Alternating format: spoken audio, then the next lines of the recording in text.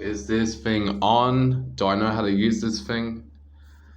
Wow, it's been a while.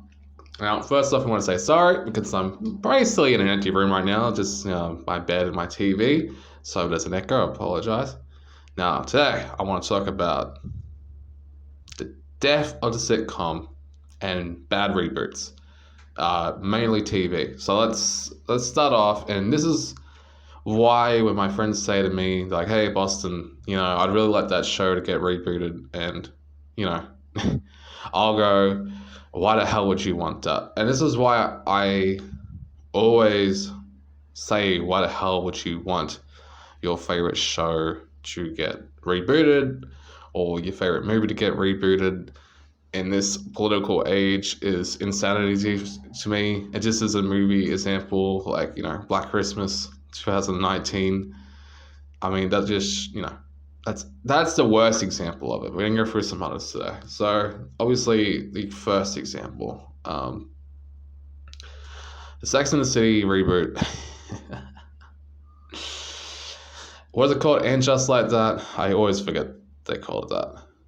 Was a prime example of why you should not want your favorite TV show to get rebooted. Now, I'm going to use this expression that Rob Snyder came up with, okay? Because I think it sums up perfectly.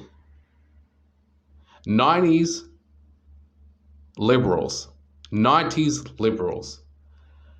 2022's conservatives. And I think that sums it up pretty well because, liberals in the 90s, some of them might have been extreme, but it was a small percentage.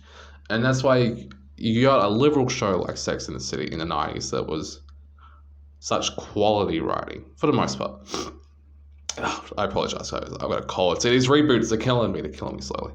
So, they get this pretty well-written show. I'm not going to call it a masterpiece, but a pretty well-written show in the 90s and in 2000s. And then we come out with this piece of shit called And Just Like That. Where the character of Miranda just wants to reflect the real life person and date a non-binary person and just completely ruin her whole character to fit in line with the political wokeness of today. And you know what's so crazy about it? I think in the 90s, that's what I was talking about earlier with the modern day conservatives, is in the 90s that show would have been considered feminist. And now people of this generation hate that show because it's not working out. And that's crazy to me. Because for that time, it was considered, I guess, I don't know, we weren't calling it woke, but, a feminist show in some ways with the Samantha character.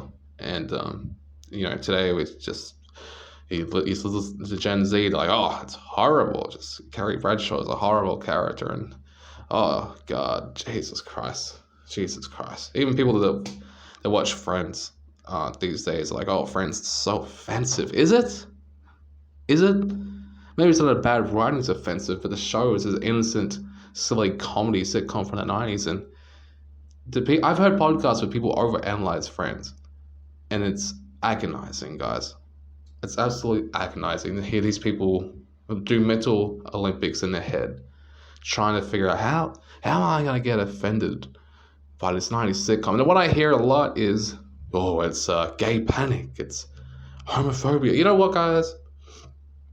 This is how most guys were in the 90s and how most guys are now.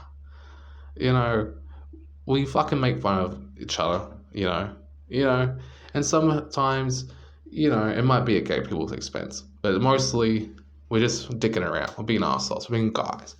But for these people to watch Friends and just see how guys act, and I'm talking about Chandler and Joey, for them to be offended by that, it's ridiculous. To them to be fucking offended by Sex and the City and Friends as main examples, I think, is preposterous, quite frankly. So let's move into some other ones, because I could talk about And Just Like That for hours, and I know a lot of people have. My girl at Real Housewives Recaps did a brilliant job at that. I watched most of that at a friend's house in like one sitting, And I was like, this is brutal, dude. This is brutal. Number two, and this kind of fits into the same category, is the L Word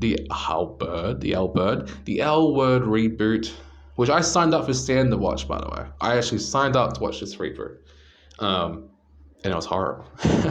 The original L Word was great. It was the lesbian Sex in the City, and I thought it was an amazing show. I've seen it probably 5 to 10. I've seriously seen it like 5 to 10 times. I've seen it so many times. Maybe not all the way through, but oh yeah, man, such a good show. With the Jenny character and the Jennifer Bills character and the Shane character. Amazing show. Tina. And, you know, even though it was a feminist show, it didn't beat you over the fucking head with it.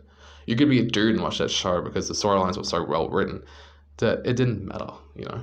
And then we get this piece of shit. What did it come out, 2019? Awful. I'm just going to use one scene to make my point. It's a scene, and I want to say the end of season 1,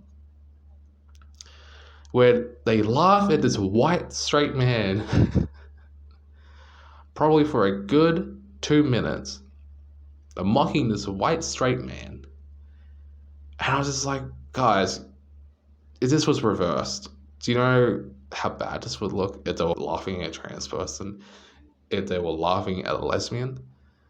But because it was a white straight man, you're cool with it. I can't remember what it was. It was like, oh, you wouldn't understand because you're. I think the white guy was like confused at one point. I don't know. I had to watch the episode again. But they were mocking him for not knowing something. That was essentially what it was. This white straight man doesn't understand us. It was when they were at like the news office or some shit. It's been 2 years since I've seen that, guys. Give me a break. But I was just like, guys, this is cringe, man. Cringe. You know, we had straight characters in the original L Word that weren't mocked. Like Tim. He wasn't mocked. So why are we doing it now? It just, bro. It was horrible, man. Now, let's get to sitcoms. So, start off with Roseanne sitcom. It got cancelled because of political beliefs of Roseanne. And this is why I say it's why you don't want Seinfeld to come back. It's why you don't want Frasier to come back. Because they're going to say, especially Jerry Seinfeld, they're going to say shit that's going to piss people off and probably get the show cancelled if it does come back. So the Roseanne reboot, I listened to a few episodes of it. It was fine, but obviously not like the original, not as raunchy as the original, obviously. And I'm really bringing this one up because, you know, her show got shit canned because of a tweet.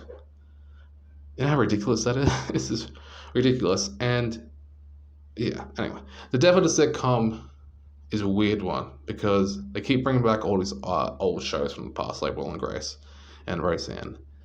And the original sitcoms that they do come up with, this is what I'm calling the death of the sitcom, because the original ones they do come up with, they cancel so fucking quickly. Man with a Plan was a great show. They canceled it straight away. They had a sitcom with the 90s. It was canceled after one season. They had this 2.5 Men clone. It got canceled after one season. And it's like, guys, The Office, the season 1 is atrocious. It's atrocious. Seinfeld season 1, even though I love it, I guess on a technical level, it's not great. And can you imagine they just canceled Seinfeld because, you know, these ratings are horrible? No, it kept going because they knew there was something there. And the devil of the sitcom is just like, we're not going to give you a chance. We're going to give you one season and we're going to cancel you, you know? Or we'll give you enough episodes like Man with a Plan. We'll put it in syndication and then we'll cancel you. And what do I say the death was? I want to say the death of the sitcom was probably maybe 2014, 2015. There was a show called Friends with Better Lies, and it essentially got cancelled because it was way too raunchy. And I remember going on Facebook and reading the times that people were offended by the show called Friends with Better Lies, and it was a sitcom with a dude from Dawson's Creek, and it was great. I was like, here we go, we're back. No, they cancelled it. I mean, it's sort of like Netflix. You can't get into the shows because they cancel it. So they wrap this all up. If you want your favorite sitcom to get rebooted, don't. because it's going to be awful. If you want your favorite drama to get rebooted like Sex and the City, don't, because it will be awful. Trust me. I've seen it happen time and time and time again. I'm trying to think in my head, what was a good reboot? I mean, most people hate that Sopranos movie, even though I didn't think it was that bad. So what was a good reboot? I'm talking mainly TV, because there's been a couple good movie ones. But the TV ones, they just always manage to F it up. And guys, is it really that hard? Do you guys really have to bring your political bias into shows? Like, I don't remember, like, Kerry Bradshaw bringing up politics in 1999, you know? It was subtle. It was subtle. They didn't beat you over the head with it. You know, it's called subtext, guys. You're Hollywood writers, you should know about fucking subtext. But no, okay, we're gonna just, beat us over the head with it. Okay, Anyway, I'm very pissed off with the current TV lineup. The golden age is dead. It's just, whatever Netflix and HBO wants to fucking pull out their ass, and hopefully one day, we'll be in a better spot. But it's not going to be this decade. We're going to be waiting at least 8 years till we start seeing constant quality shows. Because you will get one, like, Stranger Things. I thought the first 3 seasons were great.